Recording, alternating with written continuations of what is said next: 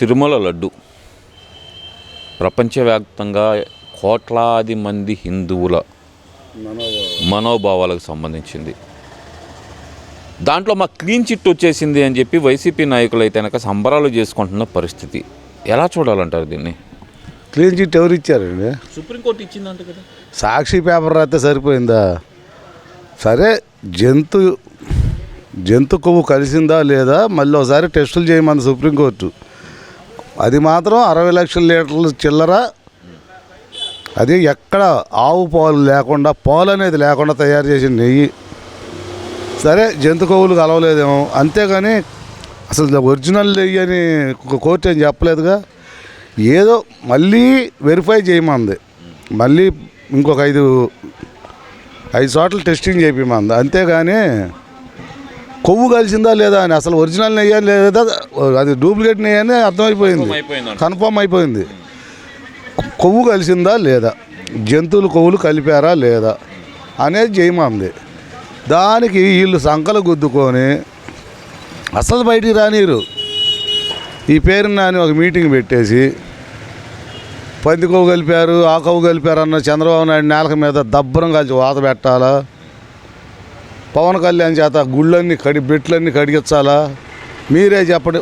ఒక 100 మందిని వేసుకోవటం ఆ మీటింగ్ దగ్గర, ఏదో పేటీఎం బ్యాచ్లు ఉంటారు, 5 రూపాయలు 10 రూపాయలు వాళ్ళు, వీళ్ళని వేసుకొని వాళ్ళకి ఈపులు అంత వాతలు పెట్టాలా లేదా? అసలు ఈ తొర్రోడికి ఏమన్నా తెలుసా?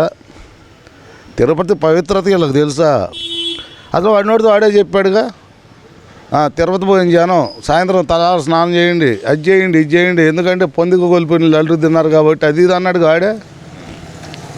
ఆడే అన్నాడు కదండి. ఎవరన్నా సరే అప్పుడు లడ్డుకి ఇప్పుడు పోయిన భక్తులు ఎవరినైనా అడగండి, అప్పుడు పోయిన భక్తుల్ని ఇప్పుడు పోయిన భక్తుల్ని, లడ్డులో తేడా తెలిసిపోతుంది కదండి. అప్పుడు లడ్డు పట్టుకుంటే చితికిపోయేది, ఇవాళ లడ్డు బల్లి గట్టిగా ఉంటుంది. ఎంతమంది చెప్పారని లక్షలాది మంది భక్తులు చెప్పారు. సిగ్గు శరం ఉండాలి ఇంకా ఈ మాట్లాడటానికి కూడా. ఈ పేటీఎం బ్యాచ్ కుక్కలే ఇల్లు, నిజంగా గొర్రెలో కుక్కలు. వాళ్ళు పొజిషన్ నిన్న ఉందండి, పాపం ఎమ్మెల్యే గారి మీద ఎవరో ఒక అమ్మాయి ఏదో ఆరోపణలు చేసింది. వాళ్ళకు ఉందో లేదో అవి బయటకు వస్తాయి.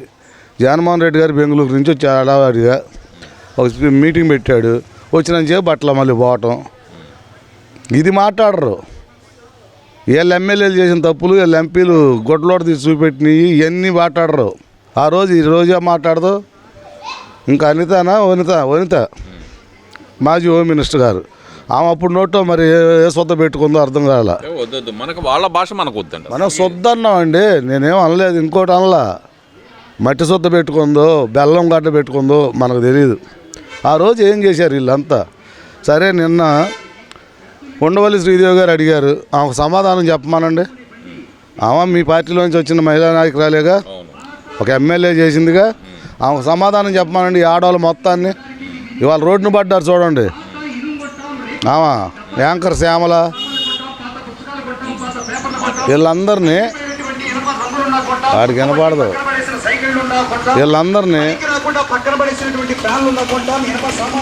వీళ్ళందరినీ వాళ్ళు మాట్లాడమానండి, ఆమెకు సమాధానం చెప్పమానండి.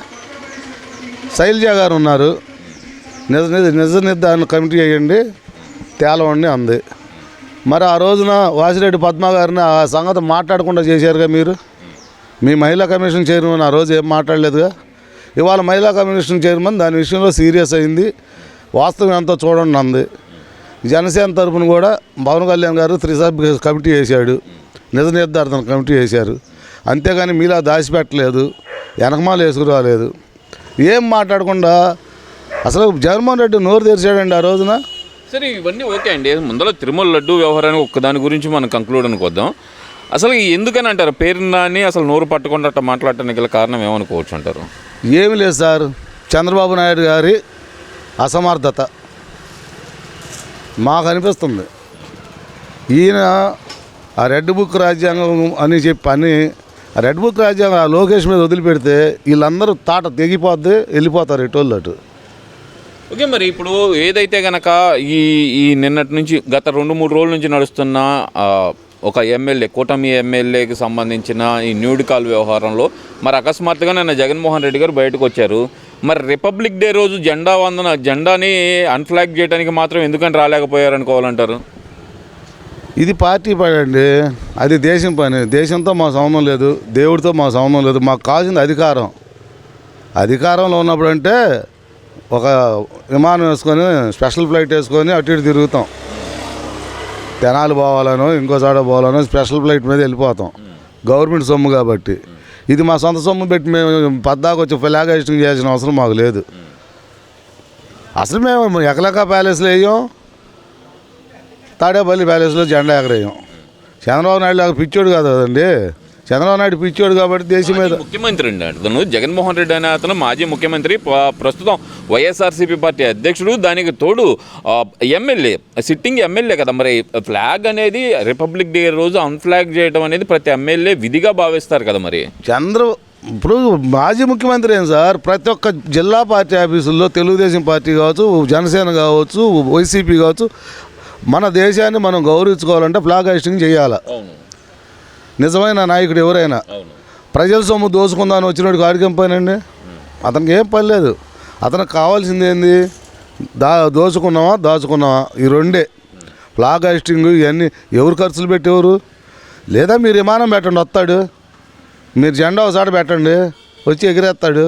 అంతే తప్పితే ఆయనకి సొంతగా చేయడం మేము పొరపాటు కూడా చేయమండి. మా డబ్బులు మేము ఎందుకు పెడతాం? మాకు అవసరం లేదు.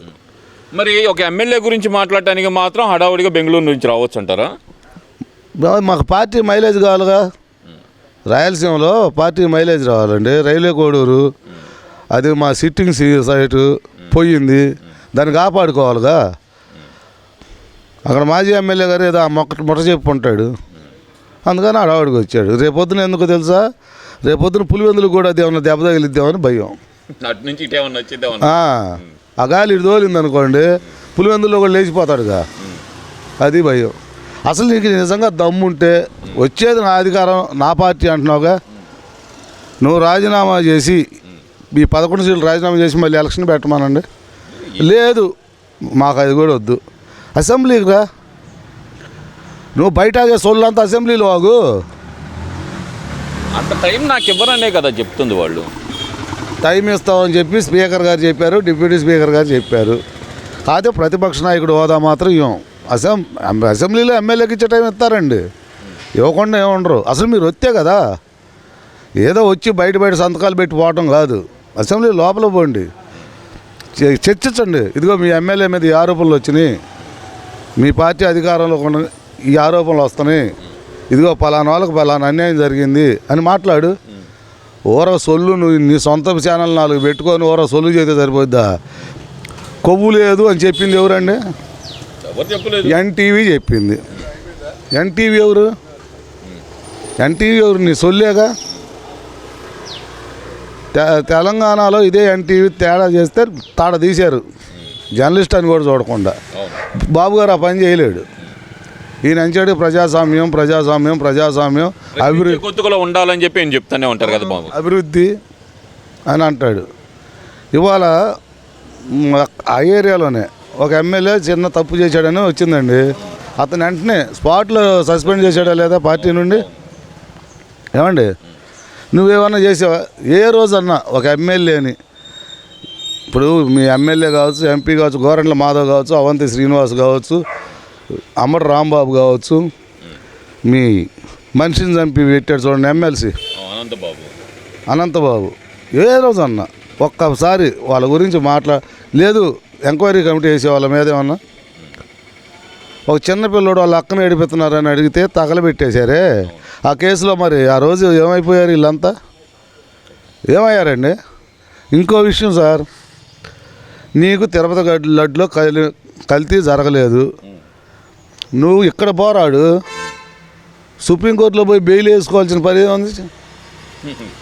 సుప్రీంకోర్టు అంతా నీకు ఉలుకు లేకపోతే సుప్రీంకోర్టులో బెయిల్గా అప్లికేషన్ పెట్టాల్సిన పనే వచ్చిందండి.